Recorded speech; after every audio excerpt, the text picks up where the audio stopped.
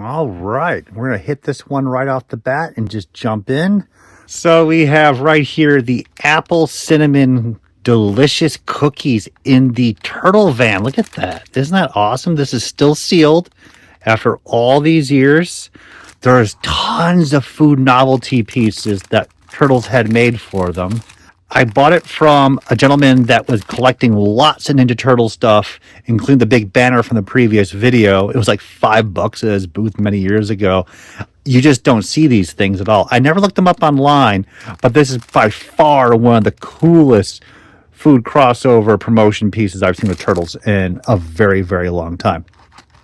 Yeah, you can hear it in there. Clean shape, no issues. Ah, man, this needs to be protected. This needs to be protected. That's all I gotta say, man. So I'll go back upstairs into the kitchen area.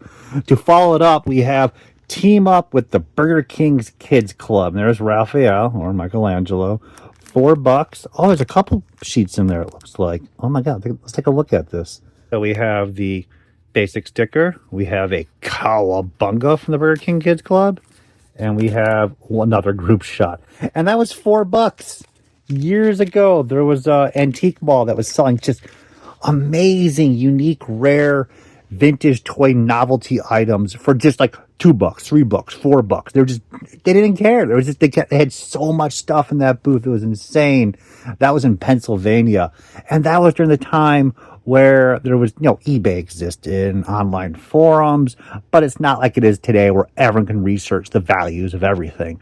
I'll sell the extra piece, but I don't think that's big bucks. Stickers like that, maybe $10 a pop tops in today's world. But still, it's so cool to find that stuff, especially since I haven't been through any of this stuff in years and it's just flopping around, like the Mutant Nose Diver. Look at that. Clean shape, no crack on the top. Elgin only made a couple of vehicles, and it's so sad that the final vehicles, like the Feline, were completely unproduced, but we did get a couple nice pieces like the Mutant Nose Diver. Little wheels on the bottom. This thing breaks very easily with the hoses, the connector tabs, and I mentioned there the crack that forms right on the top there. Funny enough, the other vehicles go for a fair amount of money, loose complete, but this piece just doesn't receive the love. Maybe it's because it's a villain piece. It doesn't have the stylish Thundercat blue and gray colors, but runs around $40, and that's my personal piece. We have a giant stack of Bakugan cards. Whenever I see these for very little money, I will pick them up. I think I paid $6 for this whole thing. So who knows, the future holds. I have a giant tub of Bakugan loose figures. They're really fun. I do like them. I'm not diehard. I can't tell you their names. But when you're at the flea market and you see a guy selling like a whole box of them at $0.25 each, how can you say no? We have some more Aliens figures. This is the KB repaint from the Predator versus Aliens 2-pack, now in baby blue, which is kind of a crazy choice of colors for KB, but again, I'm happy that they made it in new colors. That's worth about $10. We have Voltron 4 blowouts, and this is another product like Turtles where Voltron was insanely popular to the point where they had multiple companies going crazy to pick up the license and make all these novelty items, including these blowouts, which I didn't know they were called blowouts until this moment. And at the toy shows, these things would show up for quite some time. Novelty items from Turtles, He-Man, Transformers, Star Wars, and it'd always be like $2 each. And you're like, that's cool, I'll pick them up. And who knows how uncommon or rare these things are. Probably still only worth about 10 to 15, but it's just kooky stuff that's just so fun. You can't say no to it. We have the bendable Alien 4 face hugger. It's not life size, but it was still fun. But it was just cheap. It's like just not really bendy. The wires in here really don't do jack. The tail's a little bit better. Yeah, it's still pretty good. The tail, at least. I'm happy they made this, plus the newborn. But this is part of the Aliens, and all the Alien figures were meant to go back there because that's where the loose complete collection of Aliens were. We got, again, another KB. This is the Spike Tail Predator, repainted in the gray and very, very white colored flesh tone. Very neat to have. Hopefully some accessories down here. We have a regular laser shot Predator with, damn it, a broken arm, which might be on me. You know what? Of all the stuff I found here, to have this break, I have no problem. This is like a $10, $15 figure, so that's not a problem. We're not going to cry over that. Yes, I'm totally going to cry over this later. Damn it. I destroyed the clan predator leader. This is Ripley. This is a beautiful 3 3/4 inch posable action figure. They were available only in Japan. They came in little eggs at random. You popped them open.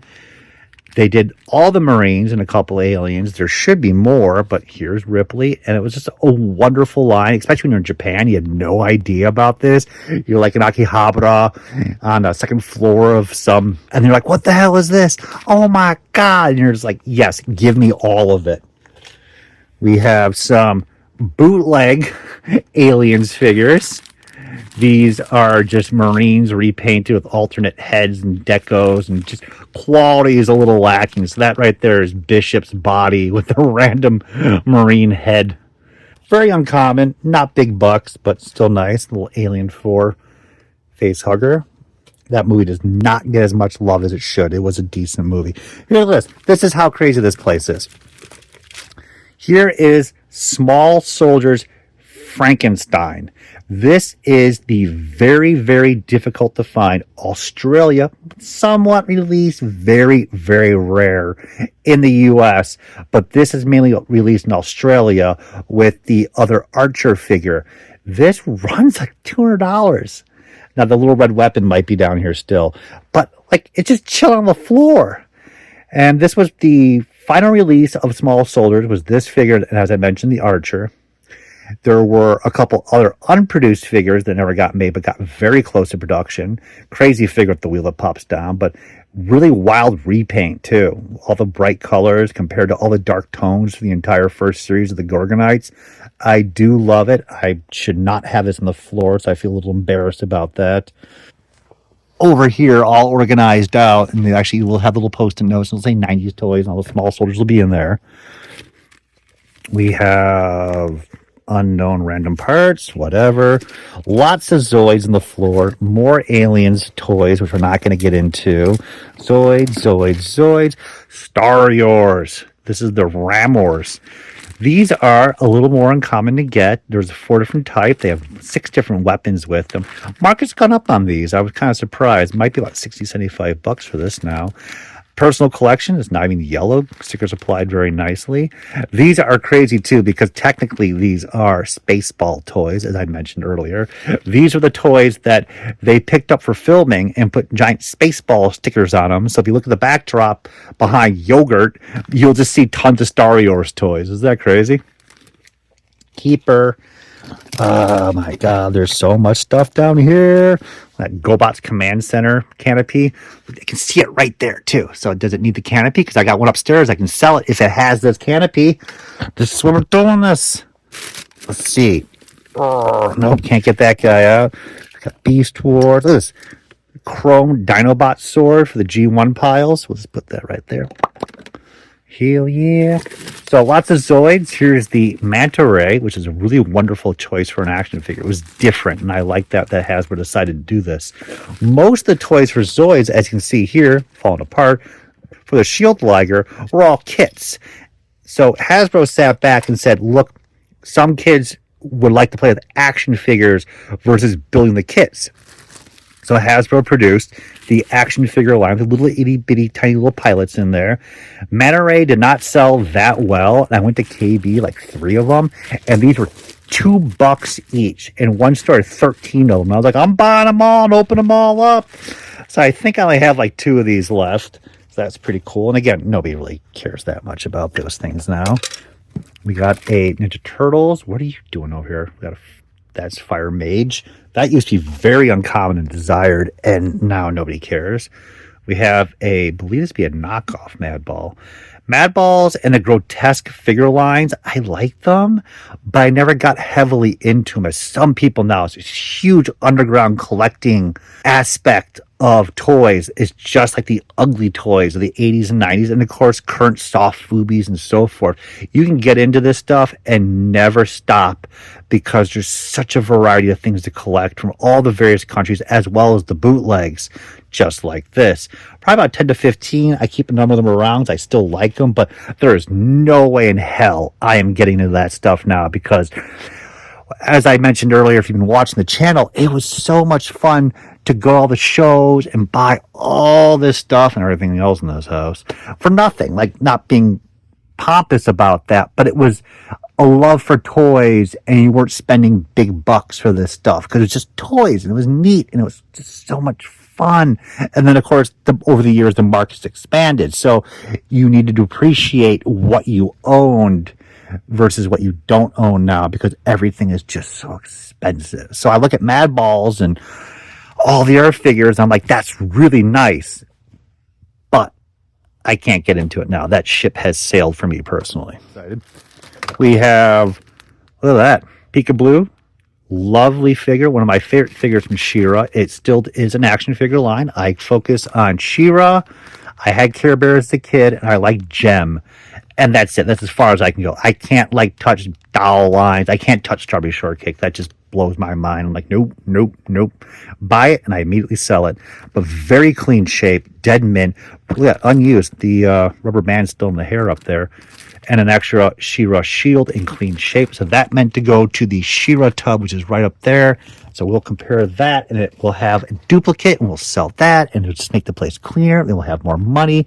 And as I mentioned earlier, I can finally afford Chipotle. That being said, what else do we have here? Well, we have to clean this whole place up. There's just too much junk kicking around. Look at this. From the bottom, Cat's Lair. The Cat's Lair is in the other room right over there. That might be a duplicate too. I have no idea why it's even here. Let's see. We got the cage. Do you guys know what this goes to? That's right, Land of the Lost. This is the RV Cruiser piece. So where's that? It's probably gonna be back there. We got Mattel. We got the Blaster Hawk base in clean shape, which isn't that much of a big ordeal. But where's the rest of it? Right? Now we're getting some good stuff over here. Lots of Transformers. We're going to hit the tub by itself. Oh my God. We'll wrap up with this piece because this needs to go. So, long ago, in the mid-2000s and a little bit of the early 2010s, all Yu-Gi-Oh! Disc duelers, nobody knew what these things were. You go to the flea market, you wouldn't find this one, it was a little more uncommon, but you find the original version, and they would be $5, $6. People are like, I don't know what it is. And you just pick them up, and you would flip them for $80 on eBay all day long. I kept one of each. I know there's one over there I just saw. Then there's the later one. I would go to Japan, and I'd see these dead stock sealed, especially the very rare one. There was one that was released only in Japan for like $20 each, but they were so big that I couldn't get them shipped home because it wasn't worth the profit margin. And of course, they just reissued the hell out of these things. And they're neat, they're fun, but this is the stuff that I can absolutely let go right now. Yu-Gi-Oh! Is not on my list of like, oh my God, I got to keep that stuff. So I just want to get that hit up, because when the trading card markets all expanded further and further from the mid-2010s and Yu-Gi-Oh! Got more popular, that stuff just shot in price. And of course, now when you find them at the flea market, everyone knows what they are, and everybody's asking buku dollars. So I hope you're enjoying this. We have lots of stuff to go through. This is a random tub of stuff I was keeping just to see what I have. Look at that Nordor piece from He-Man. Oh my God, there's so much neat stuff here.